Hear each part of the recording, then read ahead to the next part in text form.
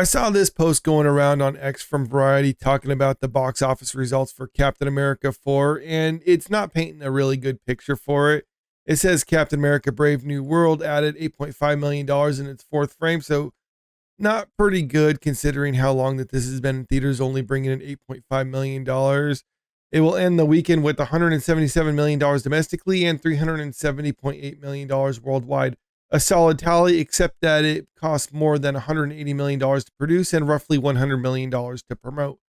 Now, keep in mind, when this movie was coming out, people were saying, and media outlets were reporting, it cost $180 million. Now they're saying it costs more than $180 million. How much more? We don't know, but it's looking like since this is pretty much on its way out of theaters, they're being a little bit more truthful with their reporting. They're even saying it costs $100 million to promote, which is something that a lot of media outlets weren't talking about when people were saying that $400 million wouldn't be enough for this movie to break even because you have to consider marketing and other aspects like that. But assuming that this is true, that they only did spend $180 million, even though other reporting was saying it was probably closer to the $350 million range. Let's just say it is 180, then you add on the $100 million that they're admitting to on here. Now, generously, you could say that the studios get around 50% of the box office proceeds. It's 50% roughly. Domestically, probably it varies internationally, but I usually just think like 40% internationally for those screens. But let's just assume that it is 50% across the board is what the studio gets. When you add these two up, that's $280 million. So if you need to double that in order for them to be profitable, that's $560 million. And if they've made $370 million and only brought in less than $9 million this last weekend, it's really doubtful that this will even hit the $400 million mark. So this is going to go down as another flop for Marvel. But their next movie that they have set to come out in a couple months, Thunderbolts, it might actually have the potential to turn this around.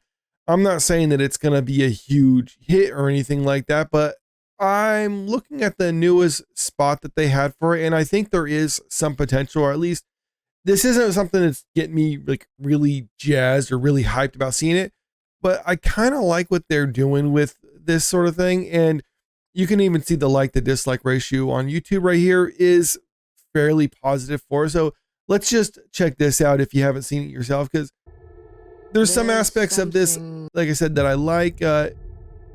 Overall, though, I want to say I love the trailer, but there are some decisions for it that I think are interesting that are worth discussing here. The biggest problem for this, or whatever.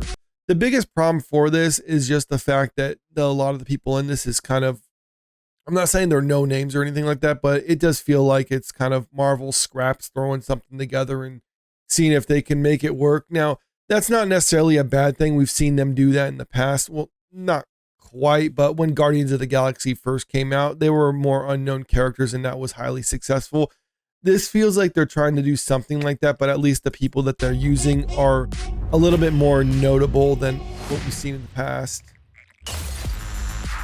And this is the aspect I like, just promoting a lot of the people working on this and from many of the other projects that have gone on to be successful. Now, that's it's not necessarily the best way to market it for people who really pay attention to these sort of things, because Disney and Marvel does have kind of a tight grasp on what they're doing with their projects. So just because someone has done good on other things in the past doesn't necessarily mean that'll translate to doing well with Marvel, because it's just one of those situations where if you have someone who produces something great, but then they work on for another person and that person is very, I don't know what the right word for that is, but they're very, let's just say, insistent that you have to do things the way that they want it to go down, then you're not necessarily going to get the same results. But still, I think this is kind of a wise move, the way they're promoting this as at least being somewhat different than what we've seen with other Marvel projects in the past.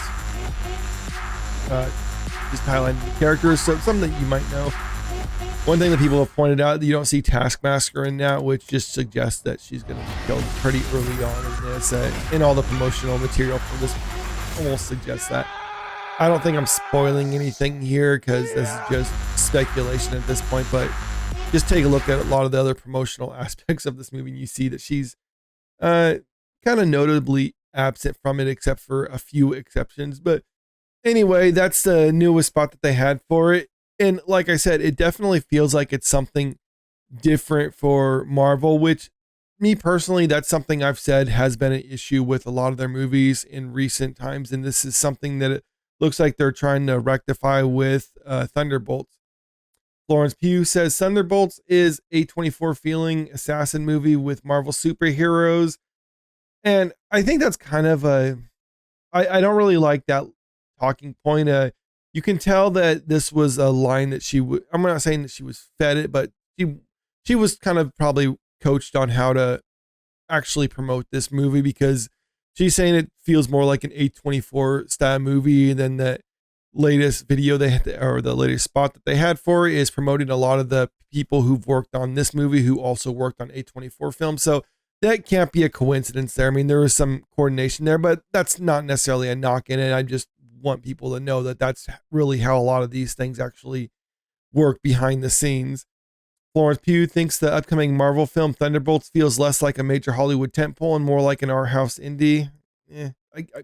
Well, I guess we'll have to wait and see. It ended up becoming this quite badass indie A24 feeling assassin movie with Marvel superheroes. Pugh, who plays Elena Belova in the film Told Empire. Pugh's commentary are backed by Thunderbolts marketing, which has recently emphasized its cast and creative team ties to A24. A new teaser points out Pugh, Julie Louis-Dreyfus, and Sebastian Stan's roles in A24 films Midsummer, You Hurt My Feelings, and A Different Man. The teaser also highlights the writer and director of Beef, the editor of Minari, and the composer of Everything Everywhere All at Once, among others. So you get what they're trying to do. They're trying to set this apart as being different from other Marvel projects. And like I said, I think that's kind of a smart approach to this sort of thing because my biggest issue with many of the movies in later years, particularly following the events of Avengers Endgame, is they all feel too samey. It feels like they just have that Marvel template that they do make their projects, even when they bring on a different director or someone who's a little bit more accomplished. It doesn't feel like that director is given any room to make any creative decisions in it. They're just kind of still pigeonholed into doing what Marvel is telling them to do. But I think some of the executives over there have realized that that's maybe not the best way to actually go about doing things. They kind of need to get away from that Marvel mold, or at least that's kind of the impression I'm getting from this one. Because one of the things, if you recall phase one of the MCU, is that all their movies had kind of a unique identity to them. They didn't feel like they were all just part of, I mean, they were all in a shared universe, but they all didn't necessarily feel like they were the same movie. And I think that was to their credit because then when you have an Iron Man movie that feels like it's different than what we saw with the first Captain America movie, and that was different than what we saw with the first Thor movie. But over time, all of them just kind of blended together. They had like the same type of dialogue. They had the same type of cinematography and effects. I mean, it just kind of got boring. And maybe they're realizing that. So they're like, okay, let's take a step back from that and kind of go back to our roots of what we started the MCU as, which not everything is just being made to set up for the next thing. And each movie can have its own identity. And it seems like that's kind of the approach that they're going to with this one. Now, that's the way they're definitely presenting it, but whether or not it actually works out that way remains to be seen because they could be marketing it as like having all these other creatives involved with it. But when you actually watch the movie, it's just, yeah, those people were involved with it, but they were just taking their marching orders from the same executives who were telling those other movies that haven't really been doing too good what to do. And if that's the case, then this will be a disappointment, but I'm not going to say I'm excited about this movie or anything like that. It's going to take an awful lot to get me excited about a new Marvel movie, but I do think there is some potential if this isn't a sincere effort of them to kind of backpedal on what they've been doing with the MCU, then I think there is something to be applauded with that. It's just a matter of whether they actually follow through or if it's just a clever marketing. And if it is clever marketing, I don't think it'll work out for them. perhaps it'll be enough to get people in theaters during the opening weekend.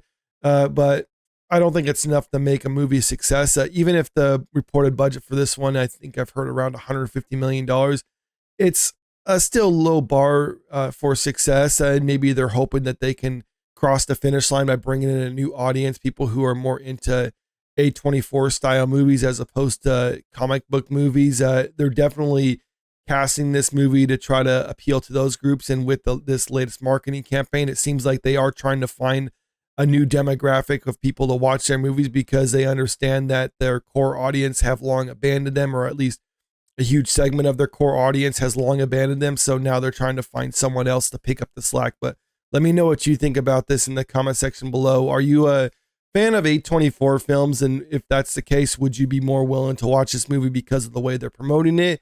Or are you just one of those people who are like, I don't like comic book movies, or I used to be a Marvel fan and I'm not going to watch Marvel movies anymore? Or maybe you're just a Marvel fan who's excited about this. Let me know where you kind of stand on this one. And also, if you haven't already, make sure you click that subscribe button if you want to stay up to date with the latest entertainment news. And don't forget to click that like button and share this video out there, because it really helps out with the channel. Thank you.